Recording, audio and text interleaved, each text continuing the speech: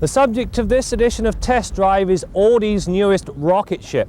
This is the all-new S6, the replacement vehicle for the old S4. The S6 is powered by a 2.2-litre 20-valve inline-5 derived from Audi's very successful racing program. The numbers certainly tell a story because with 227 stampeding horses and 258 pounds-feet of torque, the S6 zips through the 100k mark in less than 6.5 seconds. The credit for the quickness is down to some sound engineering, with the turbocharger being the secret to the performance. All the available torque is produced at a low 1950 RPM and maintains that level through 4000. Now instead of the usual torque peak, you have a torque plateau. The turbo itself is smaller and lighter than before, meaning it can spool up to speed quickly, which cuts down the lag time. All S6s come with one transmission only, and that is a 5-speed manual. The shifts are short and precise, and the clutch action smooth and progressive. The only fly in the ointment, at least from my perspective, are the gear ratios.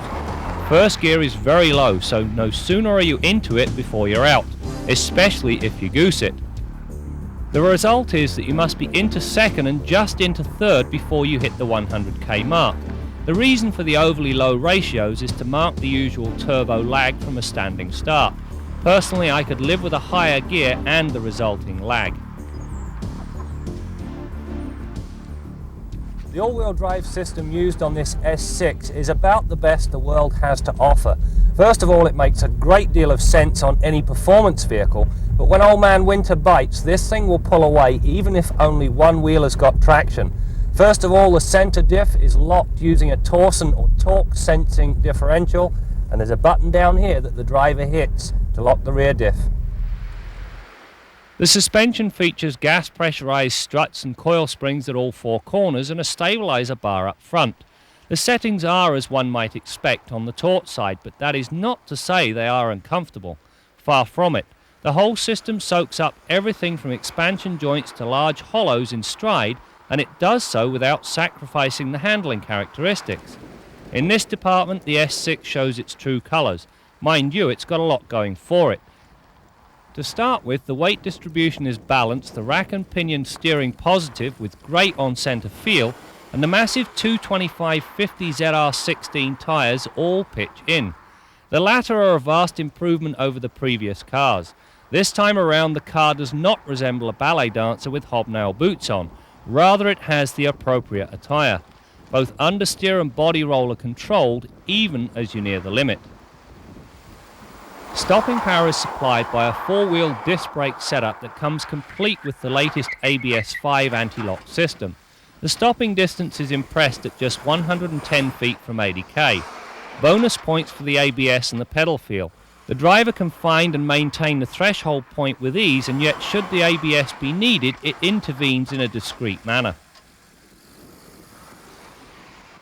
You know, it never ceases to amaze me. Audi have yet to learn to wire the radio through the ignition switch, meaning you can leave the radio on quite by accident all overnight. Now, in an attempt to hide this oversight, they've wired in this very aggravating buzzer. If they can wire in the buzzer, why can't they wire the radio through the ignition switch and solve the problem once and for all? Inside, the S6 comes fully decked out. Power items range from the 8-way driver's seat with 4-position memory through the sunroof to the locks, windows and mirrors. The instrumentation is analog, but alas, there is no turbo boost gauge. Shame on you, Audi. The climate controls, while sitting in the right position, are awkward to reach and take some getting used to. The rear environment is roomy and comfortable, offering ample head and legroom. The trunk is reasonably spacious, is cut to bumper level, but lacks a split folding rear seat. Again, shame on you, Audi. From a driver's perspective, the S6 gets praise for the power headlight washers and the fuse location, but a dart for the view through the rear view mirror. Far too much headrest.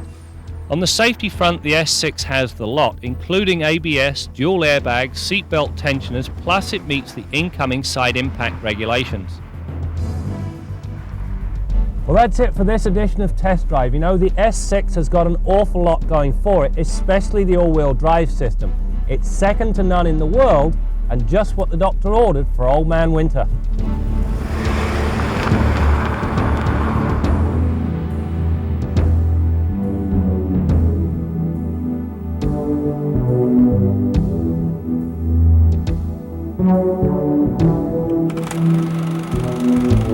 So here's the question, where were you 32 years ago? I know some of you weren't even a glint in your father's eye.